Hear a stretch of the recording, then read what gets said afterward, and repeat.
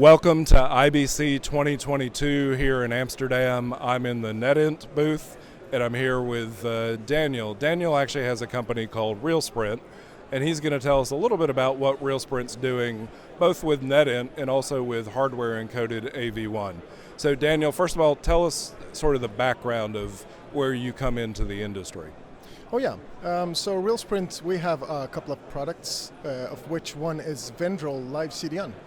So we focus on playout of video on the internet with ultra-low latency. And our focus is actually in the sweet spot kind of between the HLS-based solutions and WebRTC. Okay. So we wouldn't call ourselves real-time. We wouldn't call ourselves HLS because we're not. We're in the sweet spot at 1 second latency. It's actually configurable, so you can go 600-700 milliseconds. Some of our clients might want to synchronize everything with television, so they want maybe 4 seconds of latency. Sorry. No, I was going to say, so just really quickly, so your background was in the gaming, the betting industry. So is that why you sort of picked that sweet spot? Yes, it is. That's where the requirements come from. So, I mean, a few years back, when Flash was going to die, and it did, we started building this product, and we had to find a way of making the signal ultra low latency but still retain quality. And that's kind of you really need to find the sweet spot for that, because as a player, as a bettor, you don't want the content to degrade into a lower quality than it needs to, because that hurts trust in the brand. So the video you're watching, if you're watching horses race or if you're playing on a roulette table, the product, the trust in the product is such an important part that you need to fulfill. So that's where we saw that with real-time technologies, a bit too sensitive, because then, I mean, obviously if you need 200 milliseconds of latency, that's the way to go. That's your F1 car built for that. But if you need sub-second, or you need maybe around a second, then you can configure that with us, and we will maintain that latency, but you will get a higher quality. That's what we've seen. So that's why our clients come to us. So one of the things you did, that you were telling me before we started the interview, was you looked around at different solutions, and NETINT was one of those solutions. Give me just a brief overview of why you wanted to use the NETINT solution and what it did for what you wanted to do. Oh yeah, so what we've ended up building is a hybrid CDN, where we use VMs, but partially also we put our own metal in co-location points of presence across the world.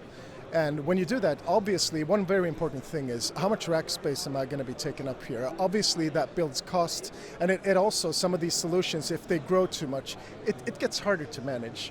And obviously with the current situation right now, we're happy that we've gone with NETINT, because consumption is also a very important thing. I mean, both sustainability-wise, which is of course something that we as an industry need to emphasize, but also, I mean, the electricity bill, that's going to be coming our way. So when looking at, we've evaluated different options. I mean, from CPU-based encoding to GPUs and then NETINT's ASIC cards. And what we found with the ASIC is that the throughput is very high and the power consumption is very low, which we do like, and the form factor as well, of course. But as I said, I mean, cooling bill, electricity bill, it's going to be a financial metrics in the end. So I guess one of the things I didn't mention at the beginning of this is you're doing this as AV1. Why AV1, and did that come into play as one of the factors as you looked at sort of an ASIC solution? So actually our CDN runs codec agnostic, so we do many codecs, of which AV1 is the latest that we've added. And so AV1 specifically, yes, NETINT with the recent Quadra card, very important. The fact that they've brought encoding of AV1 to real time, because we need the encoding to be in real time, because we're pushing the stream to the end viewer. If we're pushing it to the end viewer in 800 milliseconds, we need to make sure that we get the stream to our edge servers as quickly as possible. So if the encoding of the AV1 wasn't real time, that would be a problem for us. But generally, since we're doing this AV1 showcase together with NETINT and Oracle, it's a way of signaling what's coming in the future, and we're seeing, obviously, with more high definition video, we're seeing the bit rates increase as well, which is also something that's going to be on a bill somewhere. We're running CDN, which is optimizing that is super. So if we have a client in a market that has a weaker network, we see we may be only going to have like 600 kilobits per second on the last mile because the ISPs can't deliver more.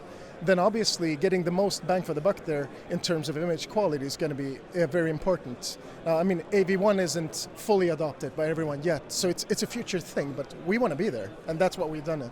Well, as a matter of fact, I just came out of another meeting where we were talking to CDNs about power consumption, and they said we're very incentivized, especially in Europe, yes, because of the cost of energy. So to sort of recap what you said, the fact that it's an ASIC that does more transcodes at a lower power consumption means that it gives you a better viability from that standpoint with the power.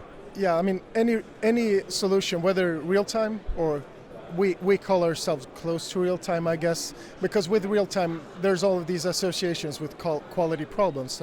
So any solution that is ultra low latency is going to have to prove itself in terms of cost effectiveness. I mean, there's these legacy solutions, these older paradigms that have been optimized heavily.